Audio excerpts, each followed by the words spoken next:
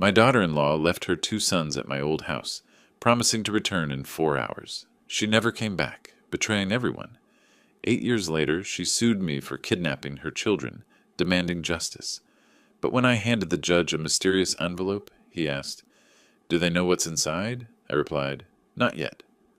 That truth changed everything. Before we continue, please subscribe to the channel and write in the comments what time it is where you are now. The wrench slipped from my grip, clattering against the concrete floor of the garage. That sound, gravel crunching under unfamiliar tires, made every muscle in my weathered body tense. I glanced at my watch. 6:30. The boys wouldn't be home from baseball practice for another hour. Through the dusty window, I watched a red sedan emerge from behind the oak trees that lined my driveway. The car moved slowly, deliberately, as if the driver was taking their time to study my property. My farm sat 3 miles from town, isolated enough that unexpected visitors were rare. I straightened up from the old corn cleaner I'd been repairing, my joints protesting after hours bent over the machinery. The sedan pulled to a stop near my front porch, engine ticking as it cooled. Dust settled around the vehicle like a cloud of uncertainty. The driver's door opened and a woman stepped out. My breath caught in my throat. Even from this distance, even after 8 years, I recognized that silhouette. Thinner now, more angular, but unmistakably her. Sarah Miller, or Sarah Hanson as she'd once been, my son's widow, the woman who'd abandoned my grandsons like yesterday's trash. She'd changed. Her dark blonde hair was shorter, dyed a harsher shade that didn't suit her complexion. The clothes she wore, a crisp blue blazer and dark slacks, looked expensive, like she was trying to project respectability. But I could see the nervous energy in her movements, the way her fingers drummed against her car keys. Dark circles shadowed her eyes, visible even at this distance. She looked older than her 42 years, worn down by whatever life she'd chosen over her children. I stepped out of the garage, still gripping the wrench in my right hand. My work boots crunched against the gravel as I moved toward the house, positioning myself between Sarah and my front door. She hadn't seen me yet. Her attention was focused on the windows, searching for glimpses of the boys she'd left behind. "Sarah." My voice carried across the yard, flat and cold. She turned, and for a moment, genuine surprise flickered across her features. Then she composed herself, lifting her chin with a confidence I knew she didn't feel. Her smile was practiced, hollow. "Hello, Glenn." She took a step closer, her heels clicking against the stones. "You look well." I didn't move from my position near the porch steps. My grip on the wrench tightened until my knuckles went white. "What are you doing here?" "I've come back for my children." The words hit me like a physical blow. For 8 years, Tim and Jake had been my boys, my responsibility, my family. I'd raised them from scared little kids into strong young men. I'd taught them to throw a curveball, helped with homework, held them when nightmares woke them crying for parents who couldn't comfort them anymore. "Your children?" My voice rose despite my efforts to stay calm. "You lost the right to call them that when you walked away." Sarah's practiced composure cracked slightly. "I was sick, Glenn. I needed time to heal." 8 years? I stepped forward, my full height, 6 feet 2 inches of farm-built muscle, casting a shadow over her. 8 years to heal from what? From being their mother? She flinched but held her ground. "You don't understand what I went through after Robert died. The grief, I understand plenty." My words came out sharp, clipped. "I understand that 2 little boys needed their mama, and she chose to run away instead of fighting for them. I'm fighting for them now." Sarah's voice hardened, revealing a steel beneath the nervous exterior. "I'm their mother, Glenn, their legal guardian, and I want them back." The threat in her tone was unmistakable. This wasn't a request. It was a declaration of war. "Get off my property." I raised the wrench slightly, not as a threat, but as emphasis. "Those boys have a home here. They have stability. They don't need you disrupting their lives again." Sarah's smile returned, colder now. "We'll see about that." She turned and walked back to her car with measured steps. "This isn't over, Glenn. Not by a long shot." The red sedan reversed down my driveway, disappearing behind the oak trees as suddenly as it had appeared. I stood alone in my front yard, the wrench trembling in my grip, watching the dust settle where her car had been. The quiet of the countryside returned, birds singing in the distance, wind rustling through the cornfields. But the peace I'd known for 8 years was shattered. Sarah was back, and she wanted my boys. I started walking toward the kitchen door, my legs unsteady beneath me. This wasn't over, not by a long shot. Inside my kitchen, muscle memory took over while my mind reeled. I filled the coffee pot with water, measured grounds into the filter, pushed the brew button, all automatic movements performed by hands that still shook from the confrontation outside. The familiar ritual couldn't calm the storm in my chest. 8 years. 8 years since she'd vanished like smoke, leaving me to pick up the pieces of 2 broken little hearts. Steam rose from my cup as I sat at the old oak table where my family had shared thousands of meals. Robert's photo smiled at me from the refrigerator door, my boy in his army uniform, proud and strong, never knowing what would come after, what cancer would steal from all of us. The coffee tasted bitter, but I drank it anyway, letting the heat ground me in the present moment. Evening light slanted through the gingham curtains my wife had hung 20 years ago, painting everything golden. This kitchen had seen joy and sorrow in equal measure. I closed my eyes and let myself remember Robert's final days. Spring of 2015, when hope had finally died in that sterile hospital room. My son, my strong, capable boy who could fix any engine and charm any woman, reduced to skin and bones beneath white sheets. Sarah had been there for every visit, holding his hand while machines beeped their electronic lullaby of life support. She'd whispered to him constantly, telling him about the boys' latest adventures, painting pictures of the future they'd planned together. Even as Robert's body failed, she never stopped believing he'd come home. "I can't do this without him, Glenn," she'd whispered to me one night in the hospital corridor, mascara streaking down her cheeks. "I don't know how to be their mother alone." I should have seen the warning signs then. The way she flinched when Tim hugged her, as if his touch hurt, how she'd stare at Jake sleeping and start crying for no reason. The boys reminded her of Robert, the same dark hair, the same stubborn chin, the same laugh that could fill a room. After the funeral, Sarah's grief consumed everything. She'd sit in Robert's chair for hours, staring at nothing. The boys would try to show her their drawings or ask for help with homework, and she'd look right through them like they were ghosts. "Grandpa Glenn," 7-year-old Tim had asked me one afternoon, "why doesn't Mama see us anymore?" I'd started spending more time at their house, helping with meals and bedtime routines. Sarah would disappear for hours, driving around the countryside or sitting in Robert's grave. When she returned, she'd smell like alcohol and other things I didn't want to name. The boys began coming to my farm more often, first for afternoons, then overnight stays, then entire weekends. Sarah never objected. If anything, she seemed relieved to have them gone. I understood her pain. Lord knows I'd felt it too when cancer took my boy. But understanding didn't excuse abandonment. Those children needed their mother, not another grieving statue in their house. "I tried everything," Robert had whispered during his last conscious conversation. "Promise me you'll take care of them, Dad. All of them. Sarah too, if you can." I'd made that promise with tears in my eyes, never imagining how impossible it would become. How do you care for someone who doesn't want to be saved? The coffee had gone cold in my hands. I stared at Robert's photo, seeing his young face full of hope and determination. He'd fought the cancer until his last breath, never giving up, never running from the pain. His wife had made a different choice. I set down the cup and rubbed my eyes. Tomorrow would bring new challenges. Sarah had made that clear. But tonight, I needed to remember why I'd fought so hard to give Tim and Jake the stability their mother couldn't provide. The sound of gravel in the driveway made me look up. The boys were home from practice, their voices carrying through the screen door as they argued about batting averages.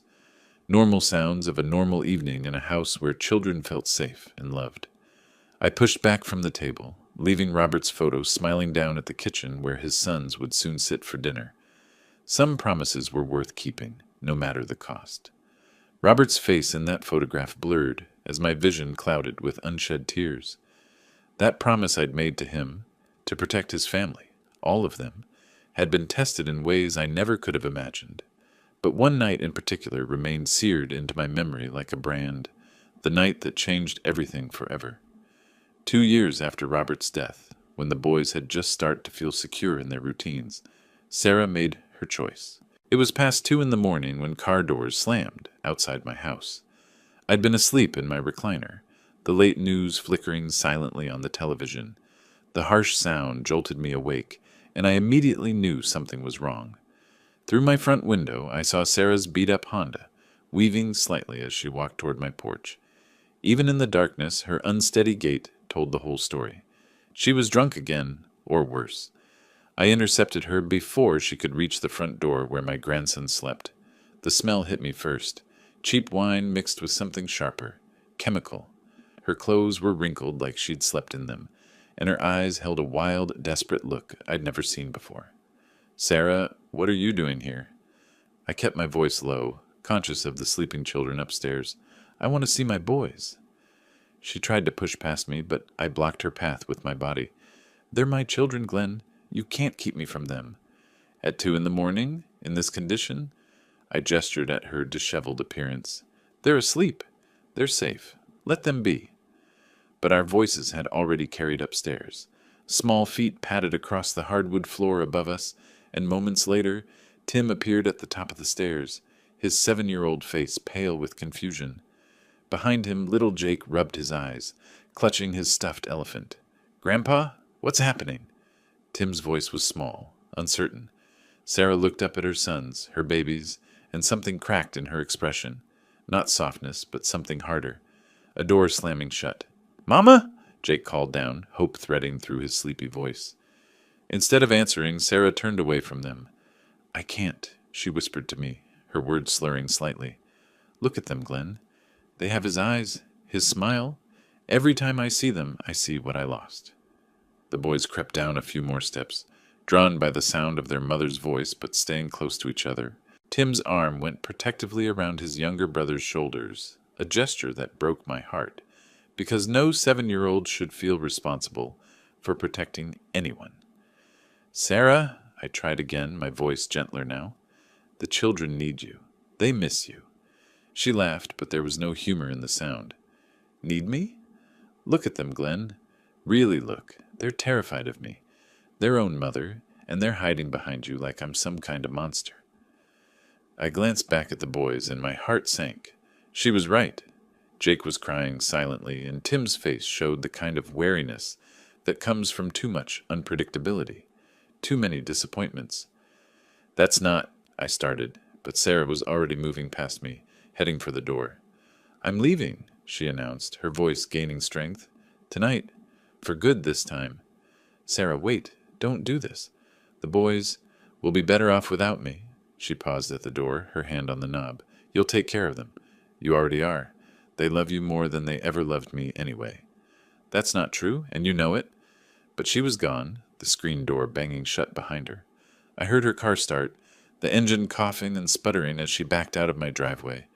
The boys and I stood frozen in my living room, listening to the sound fade into the distance. The next morning, I found the note she'd left on my kitchen counter, handwritten on lined paper, the words shaky but clear. "Glenn, I can't be the mother they deserve. Every day I look at them is another day I fail Robert's memory. Take them, raise them, love them the way I can't anymore. They're yours now. Sarah." I folded that note carefully and put it in my desk drawer, some instinct telling me I might need it someday. Who knew it would come in handy 8 years later?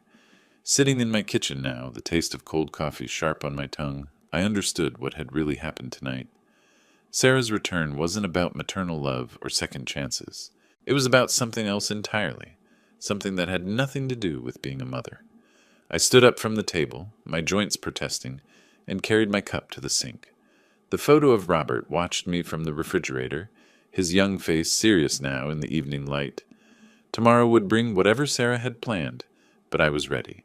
I had the truth on my side, and 8 years of proof that those boys belonged here, with me, where they were loved and safe.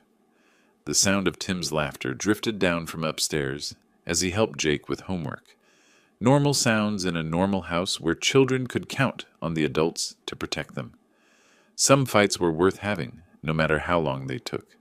The weight of that memory pressed down on me as I sat in my kitchen staring at Robert's photograph. But Sarah's abandonment hadn't been the end of the story. It had been the beginning of my own desperate search for answers. 3 weeks after she disappeared, I drove to the Cedar Falls police station. Officer Davis, a man about my son's age, listened patiently as I explained the situation. His uniform was crisp, professional, but his eyes held genuine sympathy. "Mr. Hansen, I understand your concern," he said, leaning forward. "Across his metal desk, but without signs of violence or coercion, we can only enter her in the missing persons database." The fluorescent lights buzzed overhead, casting harsh shadows across the institutional green walls. I felt out of place in my work clothes, surrounded by filing cabinets and official documents that couldn't capture the reality of two scared boys asking why their mama didn't love them anymore. "She left a note," I offered, "said she couldn't handle being their mother." "That actually supports voluntary departure." Davis's tone remained gentle but firm. "Adults have the right to leave, even if we don't agree with their choices." 2 months later, my frustration with bureaucratic limitations led me to Mike Torres's office in Waterloo. The private investigator operated from a cramped space above a hardware store, his desk cluttered with case files and coffee-stained reports. "Finding people is what I do," Torres said simply, his weathered face serious. "But I need you to understand, sometimes what we find isn't what we want to hear." His rate was $150 per day, plus expenses, a significant sum for a retired farmer, but I had savings, and the boys needed closure, even if they never knew I was searching. "Weekly reports," Torres promised, shaking my hand. "I'll find her, Mr. Hansen. Question is, what do you want to do when I do?" I hadn't known the answer then. 3 weeks into September, Torres called with results. Sarah was living in Denver under her maiden name, working nights at a dive bar called Murphy's Tavern. She'd rented a studio apartment in a rough neighborhood, made no attempt to contact family or friends back home. "She's alive, healthy as far as I can tell," Torres reported over the phone. "Living paycheck to paycheck, but she chose this life. No signs she's being held against her will or prevented from making contact." The information hit me like cold water. Part of me had hoped she was sick, trapped, unable to return. Instead, she'd simply chosen a new life that didn't include her children. "You want me to approach her? Set up a meeting?" Torres asked. I sat silent in my kitchen, watching Tim help Jake with homework at the same table where we sat now. They'd adapted to life without her, found their rhythm in our little family. They still asked about Mama sometimes, but the tears had stopped months ago. "No," I said finally. "End the investigation." "You sure? I could keep monitoring." "If she wanted to come back, she would have come back." The words came out harder than I'd intended. "Send me your final report and close the file." Torres mailed me a manila envelope containing photographs, addresses, employment records. Sarah smiling behind a bar, Sarah walking alone down city streets, Sarah living the life she'd chosen instead of fighting for the one she'd abandoned. I locked that envelope in my desk drawer, next to her farewell note. Now, 8 years later, I understood why I'd kept those documents. Information was power, and Sarah had no idea how much I knew about her choices. She thought she could return with lawyers and demands, believing I'd been sitting here helpless all these years, but I'd never been helpless, just patient. The sound of gravel crunching outside pulled me back to the present. Through the window I could see the school bus approaching, bringing my boys home from another ordinary day in their secure, stable lives. Some searches end with finding what you're looking for. Others end with accepting what you've already found is better than what you lost. The school bus rounded the bend at exactly 3:45, just as it had every weekday for the past 8 years. I stood at the kitchen counter slicing apples, the knife moving in steady, practiced strokes, while my mind churned with everything I couldn't tell the boys walking up my driveway. Tim's laughter carried through the screen door as he teased Jake about something that had happened during lunch. Normal sounds of normal teenagers coming home to their normal life, a life Sarah wanted to destroy with legal papers and courtroom drama. My hands trembled slightly as I arranged apple slices on their plates. How could I look at them and pretend yesterday hadn't happened? How could I help Jake with his fractions while calculating the odds of losing them both to a woman who'd already proven she didn't want them? The kitchen door banged open, followed by the familiar thud of backpacks hitting the floor. Tim appeared first, his dark hair tousled from baseball practice, followed by Jake with paint stains on his fingers from art class. "Hey, Grandpa," Tim called, already heading for the refrigerator. "Coach says I might make varsity next year if I keep working on my curveball." "That's great, son." The words came automatically while I studied his face, searching for Robert's features, but seeing Sarah's stubborn jaw, her expressive eyes. "Grab some milk to go with these apples." Jake bounced up to the counter, his 13-year-old energy filling the kitchen. "Look what I made." He pulled a crumpled drawing from his backpack, our farmhouse rendered in bright watercolors, with 3 stick figures standing in the front yard. Glenn, Tim, Jake. No one else. "That's beautiful, Jake." My voice caught slightly. "We'll put it on the refrigerator with the others." As they settled at the kitchen table with their snacks, I started preparing dinner.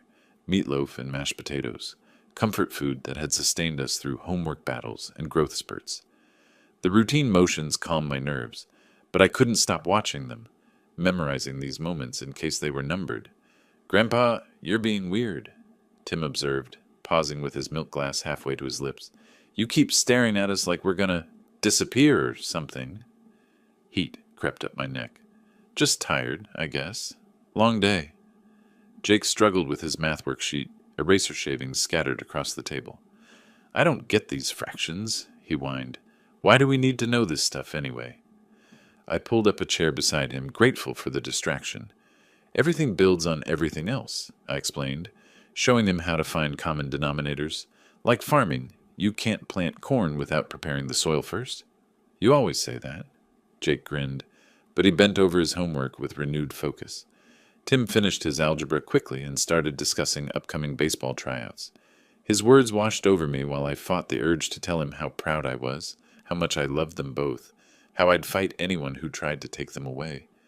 During dinner, we fell into our familiar rhythm. Tim talked about his friend whose parents were getting divorced, and I had to grip my fork tighter to keep from flinching.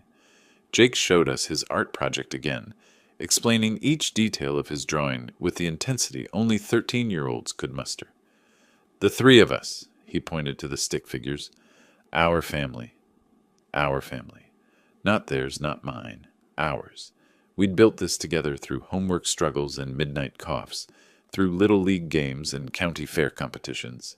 Sarah had walked away from this, chosen dive bars and loneliness over bedtime stories, and Sunday morning pancakes. "Grandpa, why are you so quiet tonight?" Tim asked again, his teenage radar picking up on my distraction. "Just thinking about some things I need to take care of," I said, which was true enough. "Nothing for you boys to worry about." After dinner, they headed upstairs to finish homework and get ready for bed. Their voices drifted down through the old farmhouse, Tim helping Jake with something, both of them laughing at some shared joke. The sounds of siblings who'd grown up together, protected and loved in this house that had become their sanctuary. I stood at the kitchen sink washing dishes, watching their shadows move past the upstairs windows.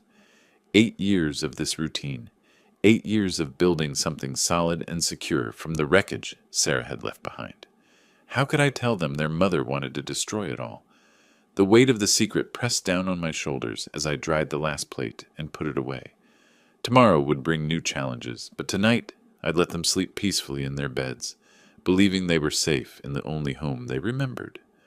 Some truths were too heavy for children to carry, no matter how grown up they seemed. A week later, I was replacing a broken fence post in the front yard when Jim Patterson's mail truck approached an hour earlier than usual. Something about the way he drove, slower, more deliberate, made me straighten up from my work and wipe the sweat from my forehead. Jim had been delivering mail to my farm for 15 years. He knew my routine, knew I preferred my letters left in the box rather than brought to the door. But today he parked at the end of my driveway and walked toward me, carrying a manila envelope that required my signature. "Morning, Glenn." His weathered face looked uncomfortable. "Got some certified mail for you. Official-looking stuff." My stomach dropped as I signed the receipt with hands that had been steady moments before. The envelope bore the letterhead of a law firm in Des Moines, Garrett, Williams, and Associates. Nothing good ever came in packages that required signatures. "Thanks, Jim." I forced my voice to remain casual. "Probably just some insurance paperwork." but we both knew it wasn't insurance paperwork. Inside my kitchen, I opened the envelope with a paring knife, my hands growing steadier as anger replaced dread. The legal documents were thick, official, full of language designed to intimidate someone who'd never faced a courtroom battle. The state of Iowa, Family Court Division, Sarah Miller versus Glenn Hansen regarding unlawful detention of minors Timothy and Jacob Hansen. Unlawful detention.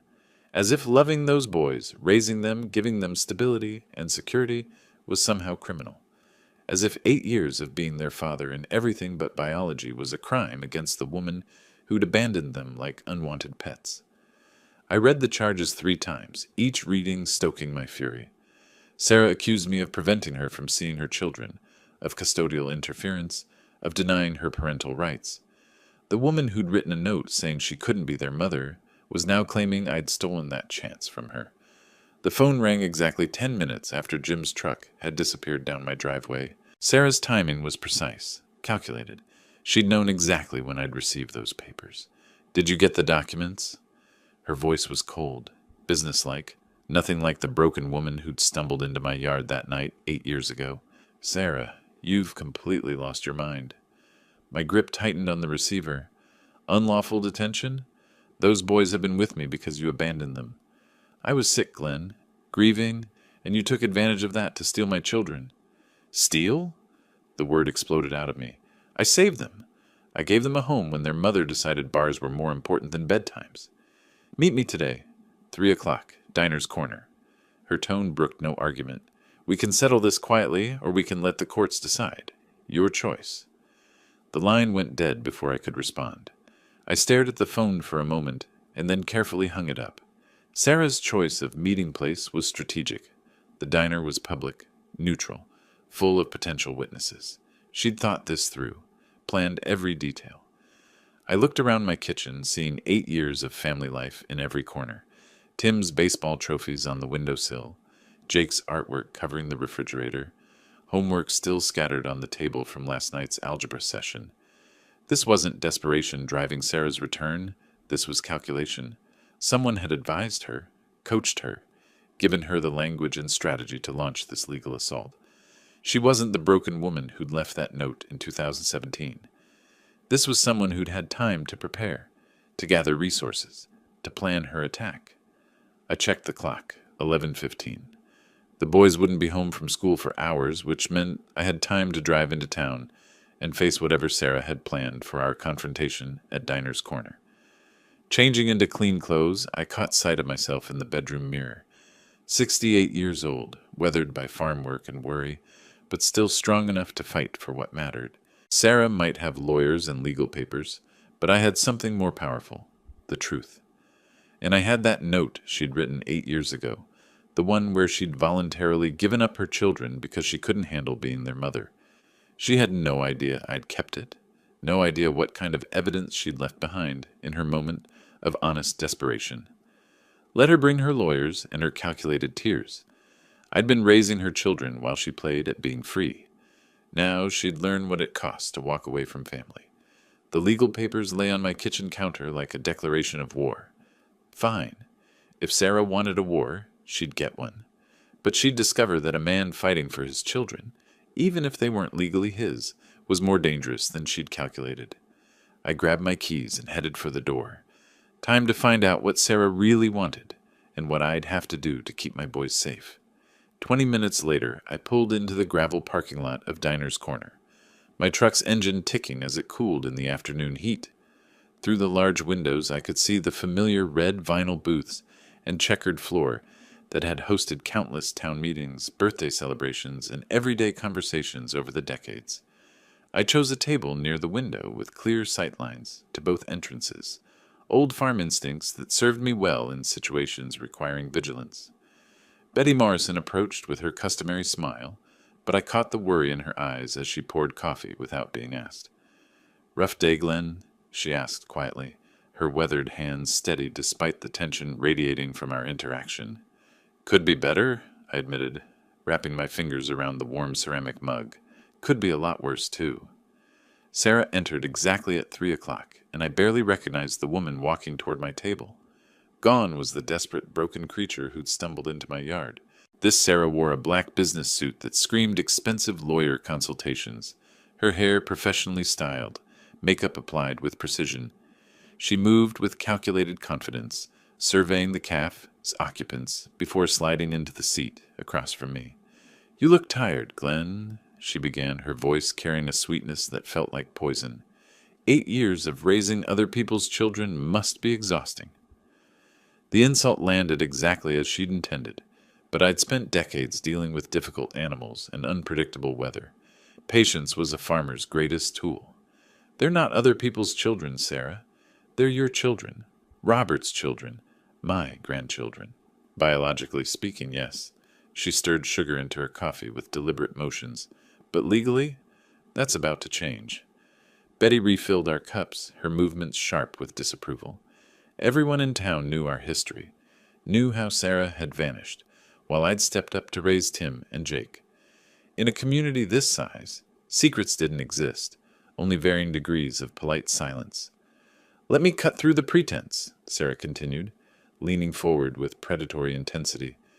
"I want $500,000, Glenn. Cash. Transfer it to an account I'll specify, and I disappear again. Permanently this time." The number hit me like cold water.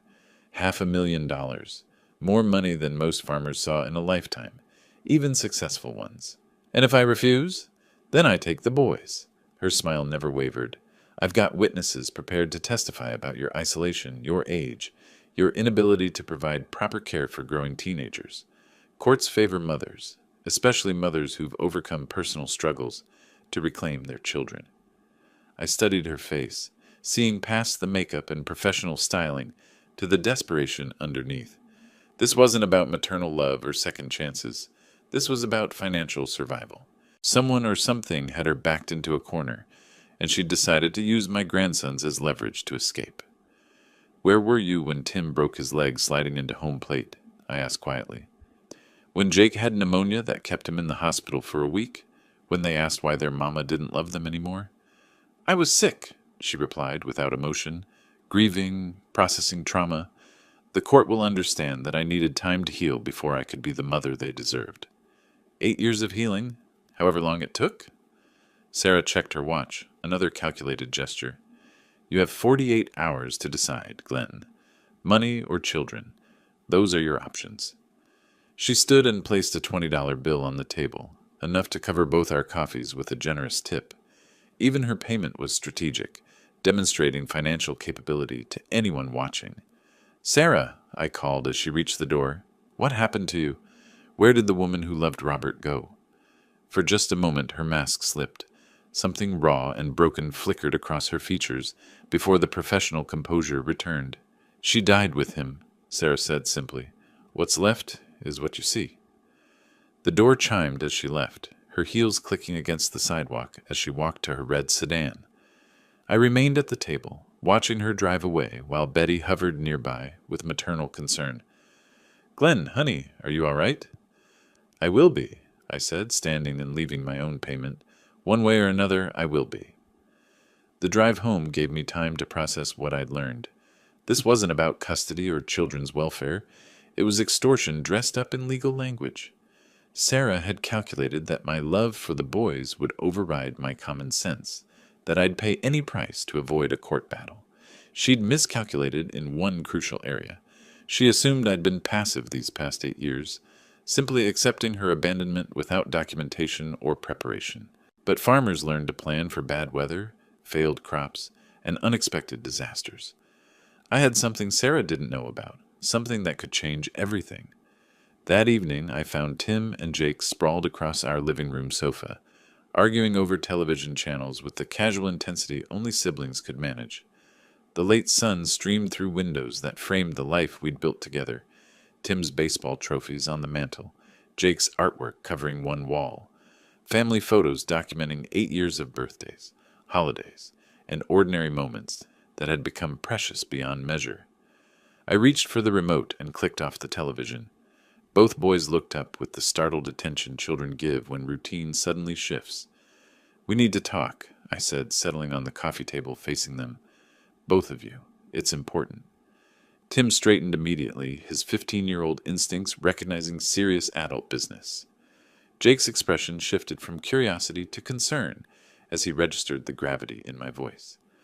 Boys, I need to tell you something I should have mentioned earlier. I took a deep breath, knowing these words would change their sense of security forever. Your mother has come back. She wants to take you away from here. The silence that followed felt heavy as summer air before a thunderstorm. Tim's face hardened with understanding, while Jake's eyes widened with a mixture of confusion and possibility. Mom's back, Jake whispered. She wants to see us. She wants more than that, I explained carefully.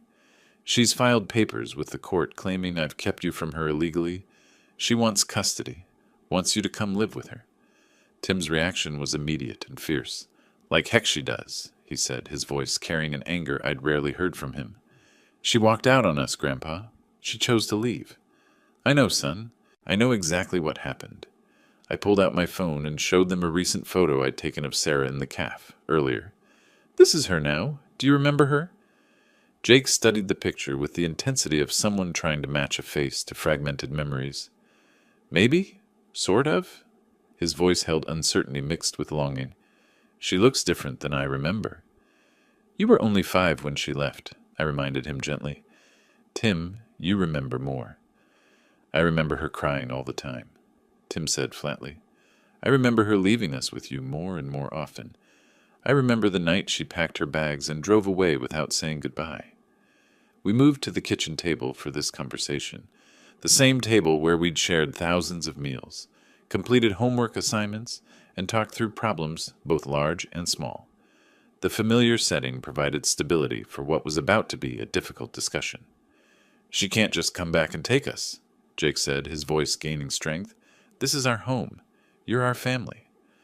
The law sees things differently, I explained. Mothers have certain rights, even when they've been absent, but I want you both to know something. I will fight for you. I'll fight with everything I have to keep you here where you belong. Tim leaned forward, his young face serious beyond his years. What kind of fight? Like court and lawyers and stuff? Exactly like that. And it might get messy. She might say things about me, about our life here, that aren't true. Are you prepared for that? Let her try, Tim said with fierce loyalty. Everyone knows how much you've done for us. Everyone knows she's the one who ran away. Jake's response was quieter, but equally determined. Grandpa, can I ask you something? If she wants to see us, could we maybe meet her? Just once, but still live here with you? The question broke my heart with its innocence. Jake's natural curiosity about his missing mother warred with his deep attachment to the only stable home he remembered. We might not have a choice about meeting her, I said honestly. If this goes to court, you might have to see her there. But where you live, who takes care of you? That's what we're fighting for. I'm not going anywhere, Tim declared with finality. I don't care what some judge says. This is my home. You're my family. She gave up the right to make decisions about my life when she abandoned us. Jake nodded slowly, his decision forming. I want to stay too. Even if I see her, even if she's nice, I want to live here with you and Tim. We're a family. The relief that washed over me was so powerful I had to grip the edge of the table to steady myself. For 8 years I'd worried that one day they might choose their biological mother over the grandfather who'd raised them. Their clear, immediate loyalty felt like the greatest gift I'd ever received. Then we'll fight together, I promised them, all 3 of us, whatever it takes to keep our family together. Tim reached across the table and squeezed my hand. We've got your back, Grandpa, just like you've always had ours. As they headed upstairs for their evening routines, calling good nights and making plans for tomorrow's baseball practice, I sat alone at our kitchen table, feeling something I hadn't experienced since this whole ordeal began. Hope. Sarah had made one critical miscalculation in her strategy. She'd assumed that children who barely remembered her would be eager to return to a mother they'd idealized in her absence. Instead, she'd be fighting for custody of 2 young men who'd already chosen their side. The next morning, I dropped Tim and Jake at school, with reassurances that everything would work out fine, then drove downtown to the professional building that housed Emily Carter's law office. Her secretary, a efficient woman named Margaret, led me through a corridor lined with diplomas and legal certificates into an office that radiated competence and experience. Emily Carter looked exactly like what I'd hoped for. A woman in her early 50s with sharp eyes and a handshake that suggested she wasn't intimidated by courtroom battles. Her desk was organized chaos: law books, case files, and legal pads covered with notes that spoke of a mind constantly at work. "Mr. Hanson," she began, settling behind her desk after pouring coffee from a pot that had clearly seen constant use. "I've reviewed the documents you sent over. These are serious accusations Sarah Miller has made. If we lose this case, the court could order immediate removal of the children from your custody." The words hit me like cold water, but I'd expected nothing less. "Ms. Carter, what I need you to understand is that every accusation she's made is either a lie or a distortion. I've got 8 years of proof that those boys belong with me." "Tell me everything," she said, pulling out a yellow legal pad. "From the beginning. Don't leave out anything, no matter how small it seems." For the next hour, I walked her through our family's entire history: Robert's cancer and death in 2015, Sarah's spiral into grief and irresponsibility, the night she abandoned the children at my house, my decision to hire a private detective to locate her in Denver, the boys' adjustment and thriving in my care. Emily's pen moved constantly across her pad, occasionally stopping to ask clarifying questions that demonstrated both legal knowledge and practical understanding of family dynamics. Her current demands for custody, I concluded, aren't about wanting to be a mother. She offered me a deal yesterday: $500,000 to disappear permanently. This is extortion disguised as parental concern. "Extortion?" Emily's eyebrows rose sharply. "Did you record this conversation?" "No, but it took place at Diner's Corner with witnesses present. Betty Morrison served us coffee and heard at least part of the discussion." "That's helpful, but not definitive." Emily tapped her pen against her lips, thinking. "What we really need is documentary evidence of abandonment.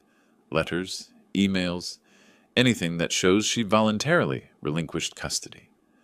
I reached for my wallet, extracting the carefully preserved piece of paper I'd carried for 8 years. "Would this help?" Emily unfolded the note, her expression growing more interested with each word she read. Sarah's handwriting was clear and unmistakable. "Glenn, I can't be the mother they deserve. Every day I look at them is another day I fail Robert's memory. Take them. Raise them. Love them the way I can't anymore. They're yours now, Sarah." "My word," Emily breathed, setting the note down carefully. "Mr. Hanson, this could be the key to our entire defense. This is voluntary abandonment in the biological mother's own handwriting. Where did you get this?" "She left it on my kitchen counter the morning after she packed her bags and drove away, 8 years ago." I watched Emily examine the paper, seeing hope building in her professional assessment. "I kept it because, well, maybe I knew this day might come. Maybe I couldn't bring myself to throw away the last honest thing she ever said to me." "Have you told anyone else about this note?" "Nobody. Not even the boys know it exists." Emily made several more notes, her energy visibly increasing as she grasped the legal implications. "This changes everything, Mr. Hanson. With this evidence, plus witness testimony about her 8-year absence, plus the children's clear preference to remain with you, we have a very strong case. What do we need to do? First, we'll need character witnesses from your community: teachers, neighbors, anyone who can testify to your care of the children and Sarah's absence. Second, we'll document the children's wishes formally. At ages 13 and 15, their preferences carry significant weight with the court. And the note? We'll have it authenticated by a handwriting expert and entered as evidence. Unless Sarah can prove this is a forgery, which she can't. This demonstrates clear, voluntary abandonment of parental responsibilities." For the first time since Sarah had appeared in my driveway, I felt like we had a real chance of winning. Emily's confidence was infectious, her strategy sound, her experience evident in every question she asked. "There's one more thing," Emily said, leaning forward intently. "Sarah's attorney will likely try to paint you as an elderly man, unable to care for teenagers. We need to demonstrate your physical health, mental acuity, and continued ability to provide appropriate guardianship." "I can handle that," I said. 68 isn't that old when you've been working farms your whole life." "Excellent." Emily stood and extended her hand. Mr. Hanson, I'm going to do everything in my power to keep your family together. Sarah Miller made a choice 8 years ago, and she wrote it down in her own words. Now she's going to live with the consequences. Walking out of Emily's office into the bright morning sunlight, I felt something I hadn't experienced in weeks. Genuine optimism. Sarah might have lawyers and strategy, but I had something more powerful, the truth, documented in her own handwriting. She had no idea what was coming. The week before our court hearing passed in a blur of preparation that reminded me of harvest season. Methodical, purposeful work, with everything depending on the outcome. Emily had given me a list of people to contact, witnesses who could testify to my character and the children's well-being under my care. Mrs. Evelyn Parker was my first stop. At 73, my next-door neighbor had watched Tim and Jake grow from traumatized little boys into confident young men. She welcomed me into her kitchen with coffee and homemade cookies, her weathered hands steady as she poured. "Glenn, I've been waiting for this conversation for 8 years," she said, settling into her favorite chair by the window that overlooked my property. "I watched you become both father and mother to those children. I saw you at every school event, every sports game, every time they needed medical attention." Her voice grew stronger as she continued. "When Jake had pneumonia that winter, you sat up with him 3 nights straight. When Tim broke his arm, you were at the hospital faster than any ambulance. That woman?" She shook her head firmly. "She was a ghost long before she disappeared completely." Next, I drove to Cedar Falls Elementary to meet with Mr. David Lee, who taught both boys and watched them flourish, despite their early trauma. His office walls were covered with student artwork and achievement certificates, including several with the Hanson name. "Your grandsons are remarkable young men," he told me, pulling their academic files from his desk drawer. "When they first came to live with you permanently, Tim was withdrawn, aggressive. Jake had nightmares that affected his classroom attention. But look at these records: steady improvement, honor roll achievements, positive social interactions." He leaned forward, his teacher's instincts evident in every word. "Glenn, I've seen children from broken homes. These boys aren't broken. They're thriving because you gave them exactly what they needed: stability, consistency, and unconditional love." Dr. Williams at the Family Medical Clinic provided 8 years of health records documenting my responsible guardianship. Regular checkups, prompt treatment of illnesses, dental care, vaccinations, all the mundane details of raising children that Sarah had abandoned along with everything else. "Mr. Hanson," Dr. Williams said, reviewing the thick files, "these children have received excellent care under your guardianship. Their physical and emotional development has been completely normal, even exemplary considering their early trauma. I'll gladly testify to that effect." But as I drove through town gathering support, I noticed unfamiliar cars parked at the Cedar Falls Motel, city license plates, people in business suits who clearly weren't local. Sarah was importing her own witnesses, preparing her own version of events for the courtroom.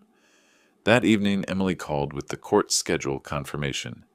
9 o'clock sharp tomorrow morning," she said. "Are you ready for this, Glenn?"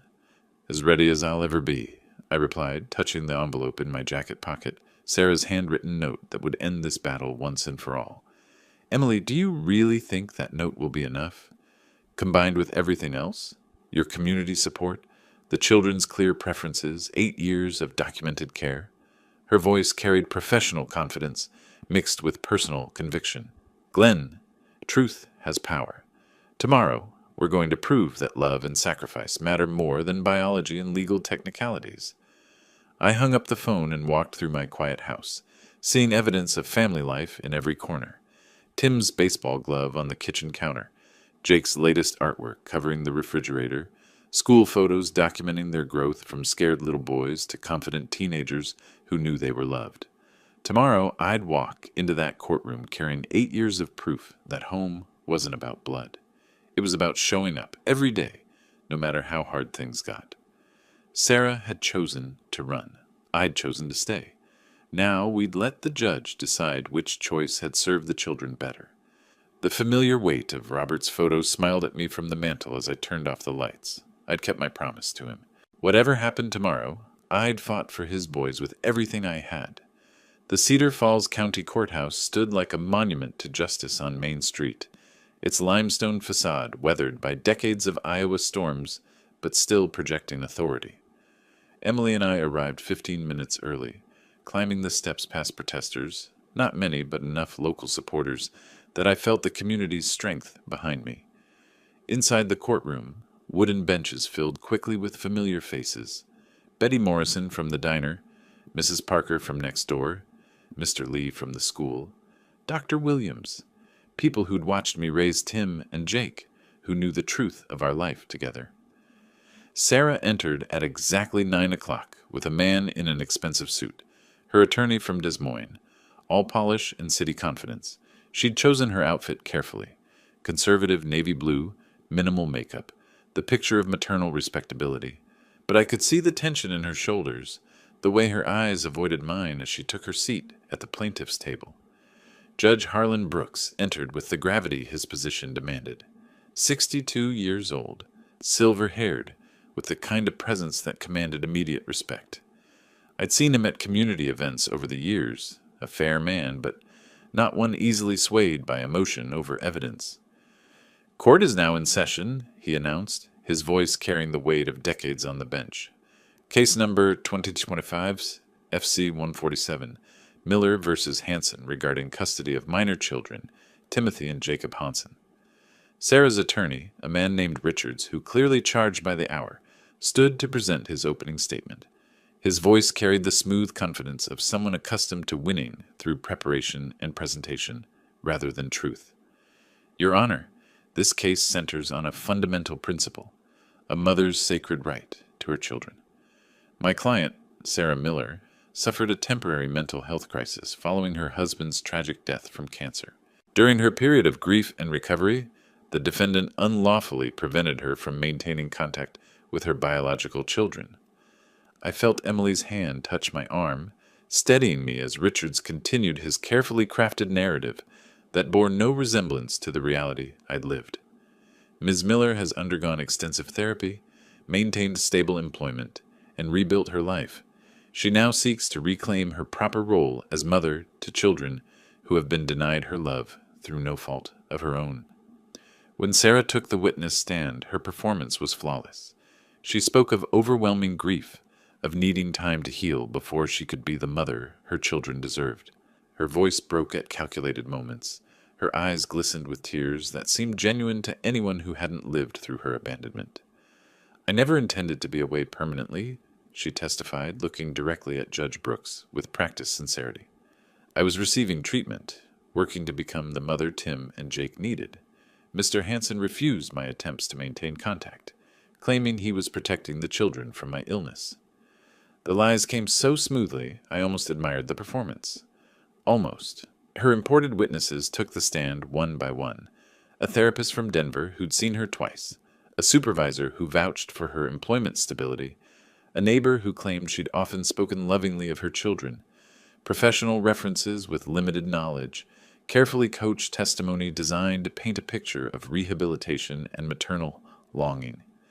Emily's cross-examination was surgical, revealing the shallow relationships and limited time frames these witnesses represented.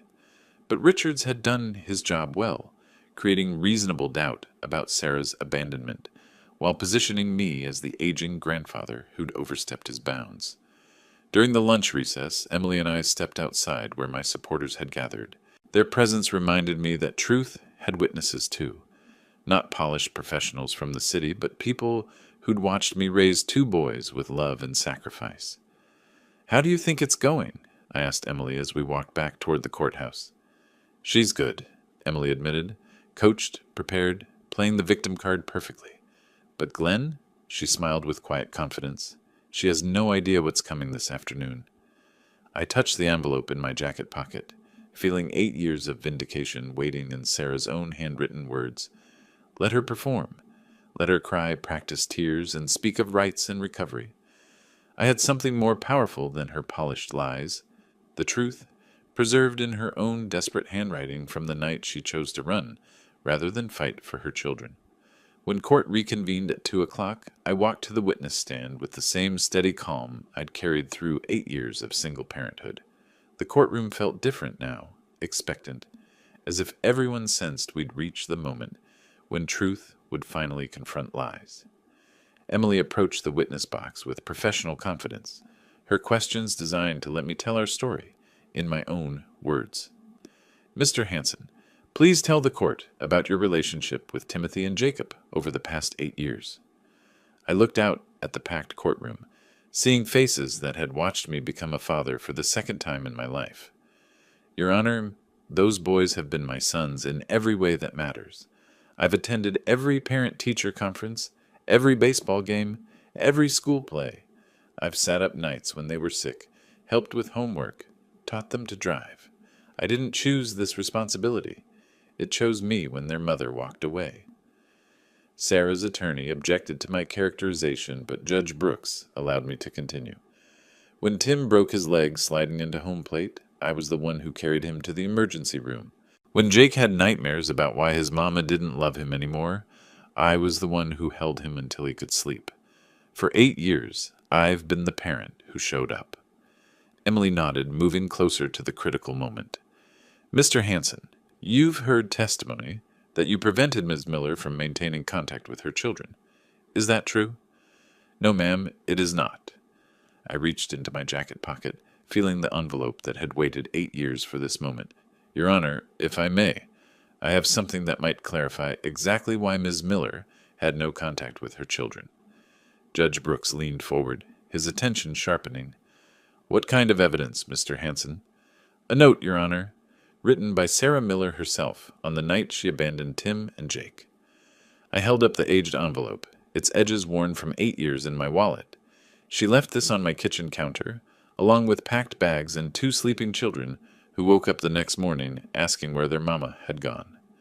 The courtroom fell silent. Sarah's face had gone pale, her eyes fixed on the envelope she'd forgotten existed. Her attorney was on his feet immediately. Objection, Your Honor. This alleged document hasn't been properly authenticated, or— I'll allow it, Judge Brooks said firmly. Mr. Hansen, may I examine this evidence? I walked to the bench and handed him the envelope, watching as he carefully removed the handwritten note. His expression remained professional, but I caught the slight widening of his eyes as he read Sarah's words. Ms. Miller, the judge said, his voice cutting through the courtroom's tension. Do you recognize this handwriting? Sarah's composed mask was cracking.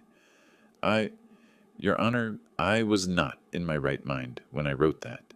I was grieving, sick, not responsible for— Ms. Miller, please answer the question. Is this your handwriting?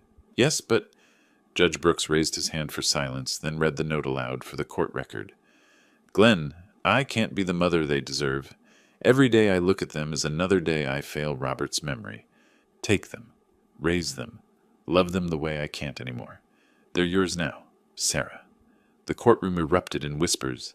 Sarah was on her feet, tears streaming down her face, but these weren't the calculated tears from her earlier performance. These were the desperate sobs of someone watching 8 years of lies collapse around her. Your Honor, I was sick. That note doesn't represent my true feelings. I've changed. I've grown. I deserve another chance. But Judge Brooks was studying the note with the methodical attention of someone who'd spent decades separating truth from manipulation.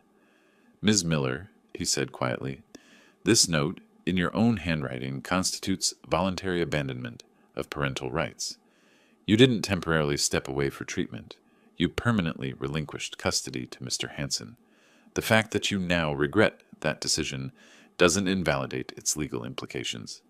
Sarah's attorney made desperate arguments about mental competency and temporary incapacity, but the damage was done. The note was authentic, the abandonment voluntary, and the 8-year silence that followed spoke louder than any coached testimony about rehabilitation. When Judge Brooks delivered his ruling 20 minutes later, his words carried the weight of legal precedent and moral clarity. The court finds that Ms. Miller voluntarily abandoned her parental rights through written declaration and 8 years of complete absence from her children's lives. Mr. Hansen will retain full custody of Timothy and Jacob Hansen, with no visitation rights granted to the biological mother. As the courtroom cleared, I remained seated for a moment, watching Sarah leave with her defeated attorney. Part of me felt sorry for her, the broken woman who'd never recovered from losing the love of her life. But a larger part felt the deep satisfaction of justice served. Emily gathered her papers, professional pride evident in her efficient movements. "Glenn, that note was the key to everything. Why did you keep it all these years?" I thought about her question as we walked toward the courthouse steps where my community waited. Maybe I knew this day would come. Maybe I just couldn't throw away the last honest thing she ever said to me. Outside, Tim and Jake were waiting with Mrs. Parker and the other supporters.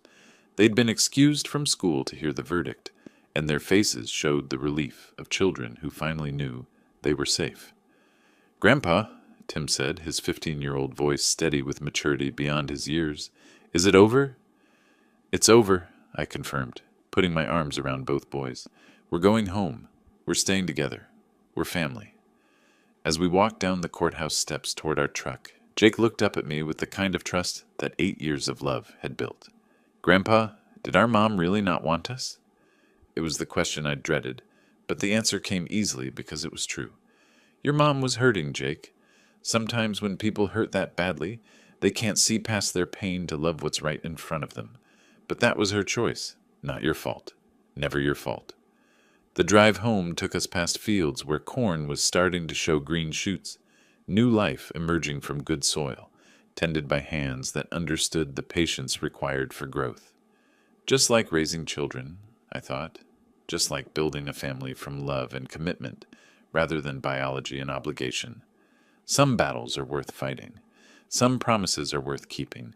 Some families are worth everything. If you like this story, please like this video, subscribe to the channel, and share your